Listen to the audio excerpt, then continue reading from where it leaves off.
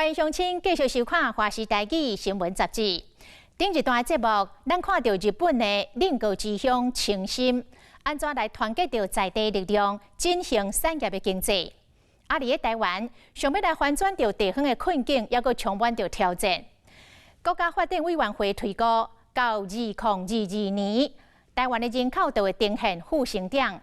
像高雄的田寮、甲仙、台南的左镇、新北市的平溪，30年后人口拢会减少5成以上。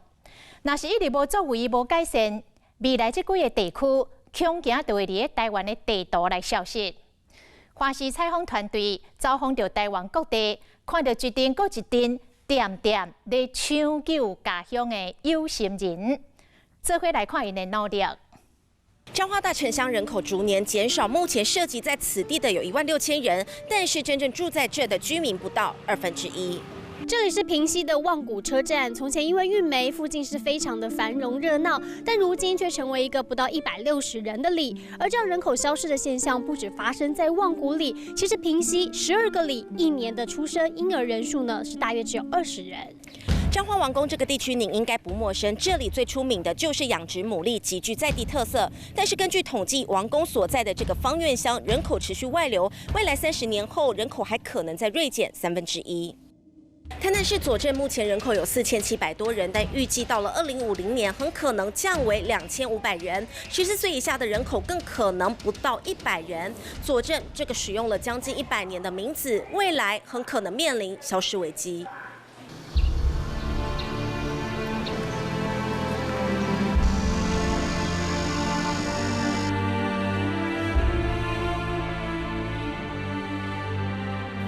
以前警告想过，家乡的名可能伫地图消失的。国发会统计，全国368个乡镇区，超过1/3，总共134个乡镇区，必须要优先推动地方创新。主要集中伫惠南都，若是土地面积就占全台7成，但是人口却只有全国的11.6%。若无行动，到2055年恐惊面临消灭危机，地方创新迫在眼前。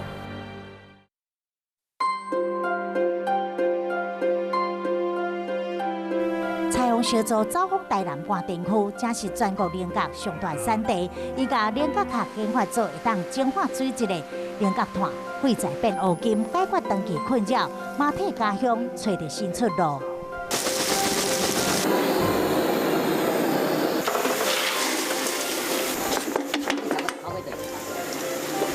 这个桶子的洞要打在哪边？打几个洞？洞要打多大？这个都是有学问的啦。要变成产业，一定要有科学的数据。关田的菱角一担总产量7000吨，敢若菱角壳每担都3000吨以上，满溪满谷的粪扫谁来处理呢？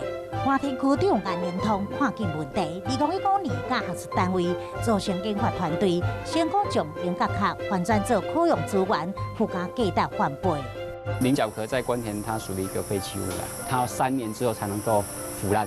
第一个用意就是说，看到很多用农田用在石灰上面，那石灰其实长期来讲对整个菱角田来讲不是那么好，所以想说，是不是用其他方式可以做一个改变？另外一个就是说，因为在从壳到碳这样的过程当中需要很多的人力，我在想说可以导进来让社区来做这件事情。那有产值之后，社区以后就不用再跟人家伸手。在这个做生物炭的时候，它拥有很大的优势，因为它的不规则，反而堆积成很多的空隙出来。因为这样子的制成，让这个菱壳炭有非常多特殊的一些表面性质，所以我们才可以去除臭氧，还有吸附甲醛，还有吸附 VOC。还有对水汽的吸附也非常的快。大雨天啊，透中到44岁青龙，胡玉健伊到菱角园顺顺的，这菱角炭取代原用的石灰，成果嘛反映伫铁管的销量。菱角可制成菱壳炭，让农民可以直接使用在菱角田里头，2到3天就能达到净化水质的功能。像这一片大约4分大小的菱角田，使用了10包大包的菱壳炭，这一边则是没有使用的。光是用肉眼看就能看得出水质明显有落差，而种出来的菱角口感也会不一样。那伊这吼起来就是香啊。这边是无放起来。这无放菱角炭啊。迄边另外迄边是放你甲看。安尼恁敢看有加较清啊？咱用力农作物的循环经济一关来，用了好来，少年仔嘛较愿意转来种菱角，因为菱角就要变夕阳产业啊。一句话讲出当地人的要求，花店种菱角甲销售以70岁以上的老人上多，少年人真少留伫当地。但是菱角摊为花店带来新价值，嘛为地方创新带来新发展。安宁通结合着三官学名社、成立社区乌金合作社，嘛请外地青年开设新创公司。现在的合作模式来讲，合作社就是负责生产到裸碳的推出，那末端就是由我的新创公司这边去接手。事实上，我们希望菱壳汤未来还是要走向产业化，因为唯有产业化，我们才可以创造更多的就业机会，然后也可以再带到更多的就业人口。以菱壳碳为出发点，我们去做日常生活用品，或者是说未来更高端的空气清净机的滤网，或者是太阳能电池里面的材料。还有包括就是电动脚踏车，其实这些等等都是未来菱壳碳可以应用的领域。其实我们不是要为了赚钱啊，我们兼顾到的面向可能就是说，包括环境，包括教育，包括社会面，以至于最后的一个经济面。那这样子弄起来才有办法变成一个永续面啊。这样子你整个区域在扣合上面才有办法把它变成一个比较好的构面。就算不是国发会列出的危急的乡镇区，但是花店做着各面向的精品，将菱壳炭应用伫农业甲生活，未来阁要创造上优化循环经济模式，促进产业发展，希望会当带动人口回流。我们用5个策略来做一个处理，用投资、用企业导入、用地方意识的凝聚形成，然后用中央所有机关的资源的整合，再加上品牌的建立，所以这就叫5支箭。像我上那礼拜去，国发会以5支箭打出战略，关键协省以人为本，凝聚共识，活化地方 DNA， 发展商业规模，要让青年人甲退休人士拢愿意回乡。伫台南的指定区危机更加危险，被国发会选为是示范区，出动部门团队协助搬走资源，要推出活化地方的可行方案。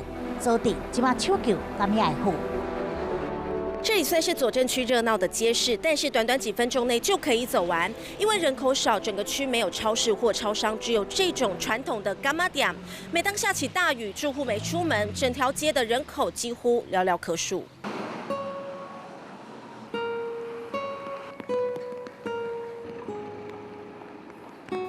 商家店面无几间，员工不在，只剩0清。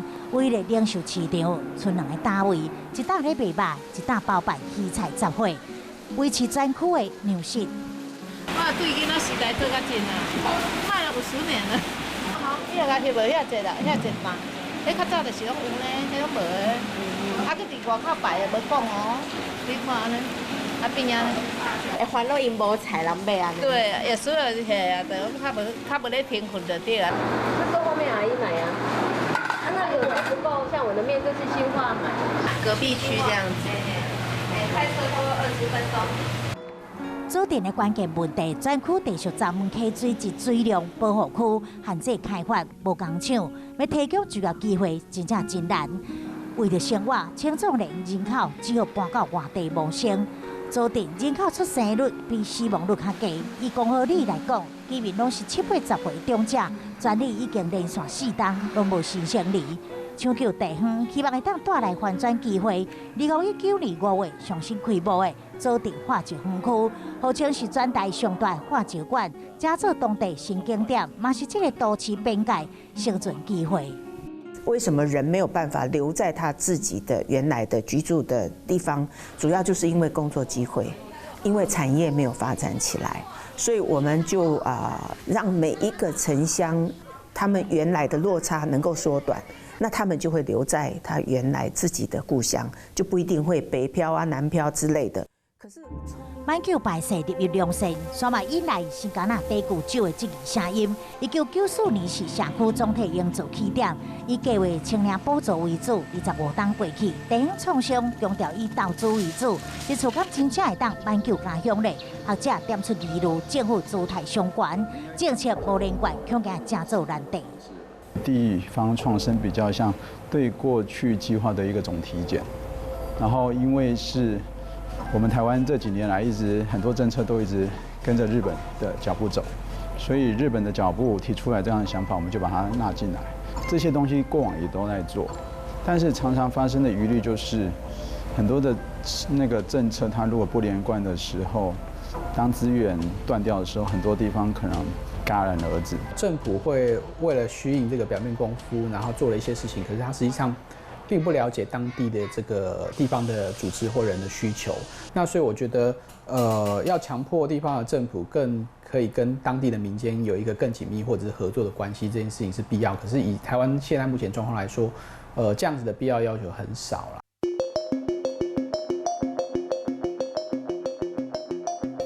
镜头转到蚵仔故乡彰化王境。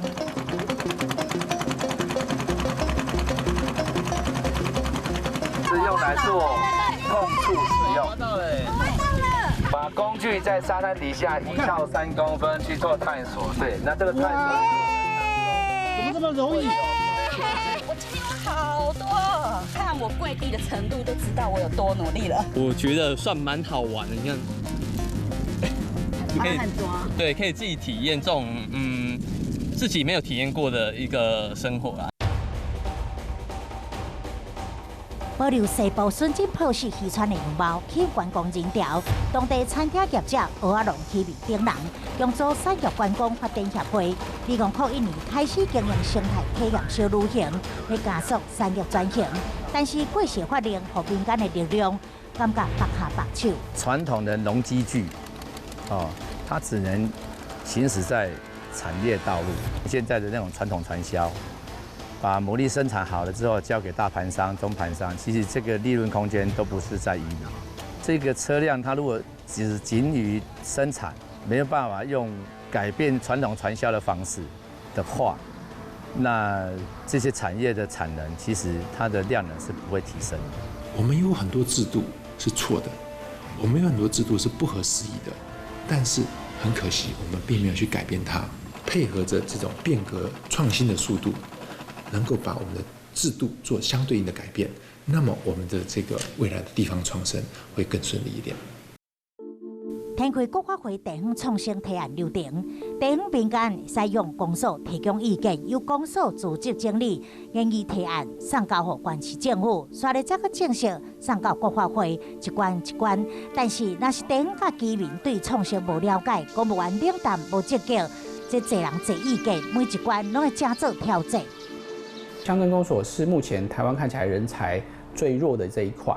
那如果在那么弱的这个政府的状况下面，你要去提一些比较特殊的计划，本来就是一件很困难的事情了。台湾有很多还不错的这些像智库吧，政府跟这些智库怎么去做结合跟整合？这些智库可能有机会可以去做一些人才培训的事情。要有一个人去统合一群人变成笨蛋，然后来做这个整合的角色。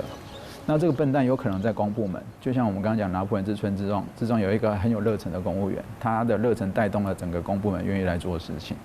那有可能是在社区发展协会，有可能是在某一个业者。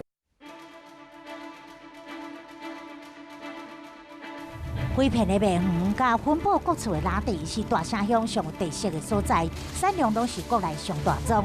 彰化县26个乡镇，有19个被列入国发会优先创新的名单，危机就在眼前。地方创新亲像一支普查，不过要找到会当发展的 DNA， 却是可能面临困境。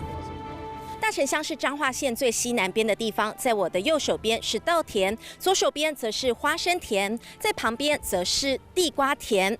农渔畜牧业相当多元，但如何促进产业永续发展，让年轻人想回乡工作才是关键。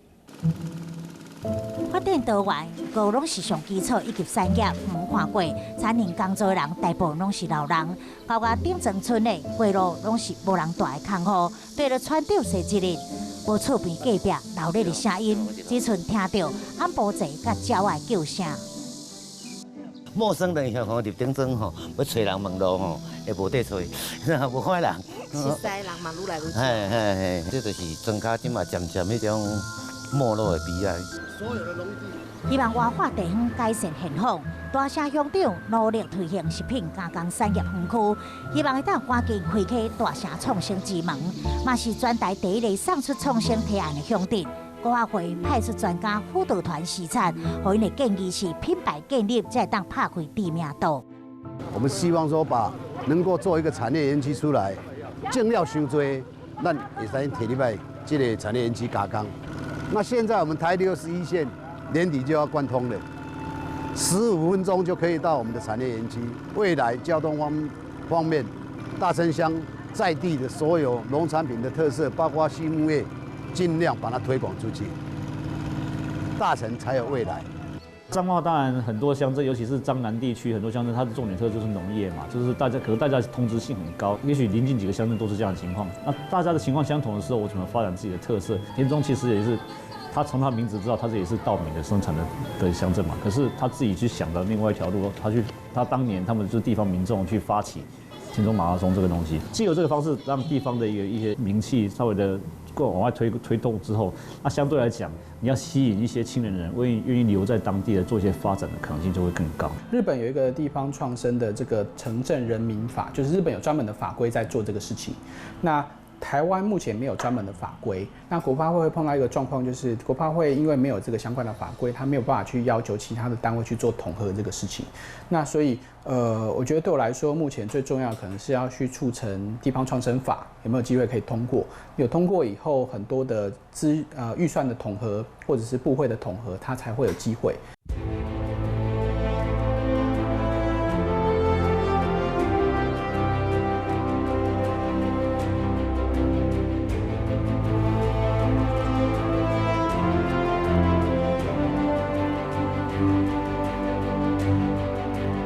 日本的全面政策甲详细法规，台湾的地方创新之路真明显，也伫个慢慢有行路的阶段。虽然安尼，对北到南有一群人坚持着往往做的精神，以满北的热心甲热情，让努力为地方创造全新的生机。当地方露出着回春的曙光时，要安怎发展强项、保就弱项，扩大产业甲经济规模，为家乡找到生存之路，大家有影响，这是下一个重要课题。挽救城乡，一刻拢免会等。